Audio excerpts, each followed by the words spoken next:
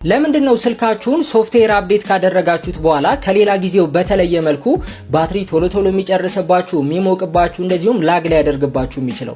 ስልካችሁን ሶፍትዌር አፕዴት በምታደርጉበት ሰዓት ስልኩ ሪኢንዴክስ ያደርጋል። ይህንንም በቀላሉ እንድትረዱት አንድ ትልቅ ላይብረሪ ያለ ብለን ብናስብ እዛ ላይብረሪ ውስጥ ደግሞ ብዙ መጽሐፍቶች ይኖራሉ። እነዛ መጽሐፍቶች በካታጎሪ ተከፋፍለው የተቀመጡ ናቸው። ስለዚህ አንድ ሰው የሆነ መጽሐፍ ሲፈልግ በቀላሉ ፈልጎ ማግኘት ይችላል በካታጎሪው መሰረት። ነገር ግን ያ ላይብረሪ ድንገት ዲዛይኑ መቀየር አለበት ቢባል ወይም ደግሞ ልክ እንደ ስልካችሁ አፕዴት መደረግ አለበት ቢባል እነዛ መጽሐፍቶች ከአዲሱ ዲዛይን በኋላ እንደ አዲስ ነው ካታጎሪ የሚሰጣቸው፣ ቦታቸው ሊቀየር ይችላል ምናምን።